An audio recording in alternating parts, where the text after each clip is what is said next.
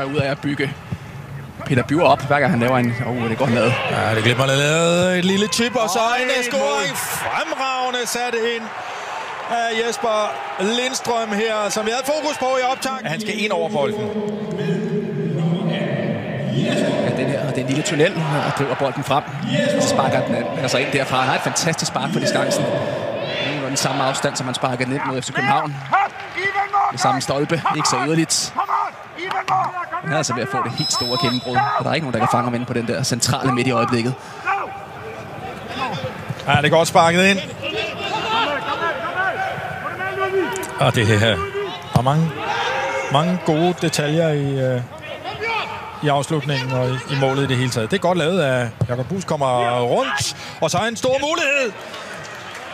Rigtig stor. Buus, så der kan vi også se, at Bjur, han er mere offensiv spiller end defensiv spiller. Han er fuldstændig fri. Forsøger at hætte over i det hjørne, som bolden kommer fra. Det er altså en kæmpe chance. Skal måske have lidt mere kraft på det her hovedstød. Kasper Tengsted, selvom han skal tilbage og hente den. Og det er jo ikke en svær redning. Og tykker også. Kommer indlægget så flat. Og der er Nikolaj Borg Madsen.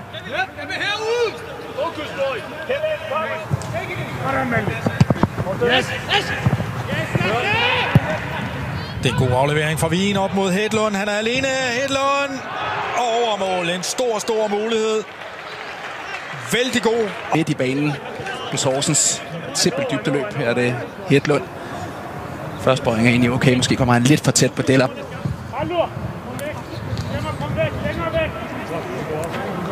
Så skal han altså være skarpere, Hedlund. Det har været meget karakteristisk for hans tid i Brøndby.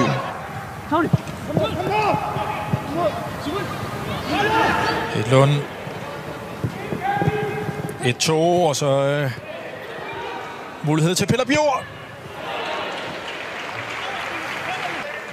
Ja, det kan godt være, at de har været okay fra starten af den her kamp, Horsens, men der er en kile ned igennem midten, hvor Brøndby bare kan...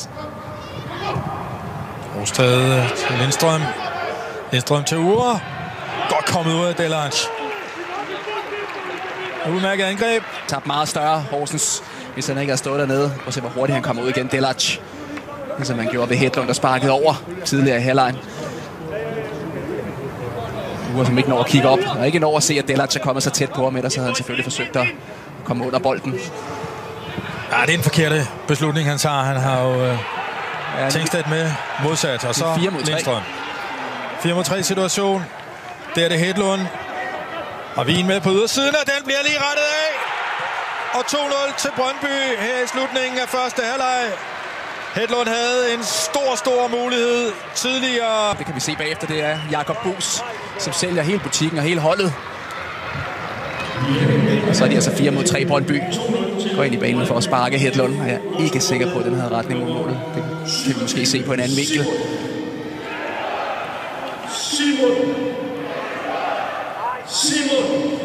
Ja, det ser ud som om den har en retning længere ud af, og så bliver den lige korrigeret lidt længere indad, og så deler det om lige nøjagtigt. Wien driver bolden frem. Ja, det er faktisk udmærket indlæg, og også godt afslutning der. Så lad os lige kigge på den her fra Ure også. Jeg skal lige lidt tilbage for at hente den, men det er sådan en rigtig sheriff-afslutning. Ja, der er så god timing op nu.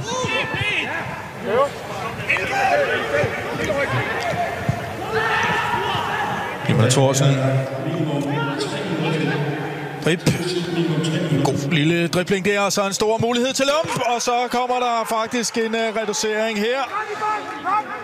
Michael Lump, som jo har optrådt på den her, og Brøndby holder heller ikke nålet i den her kamp, og hvad nu? Ja, jeg nåede lige at sige, at de er givet op, og så sætter de sådan et angreb sammen. Forfærdeligt af Brugs, som smider bolden, og Brøndby er ubalance. Men det er godt, at Prip 9 ud af 10 gange i den her kamp, har han gået venstre om ind til venstre ben, eller ind til venstre ben. Den her gang går han højre op og laver et godt indlæg, og det ligner altså en angriber, det her Lump. Ikke nogen som helst panik derinde, en god første berøring, og så hammer den altså bare ind. Ja.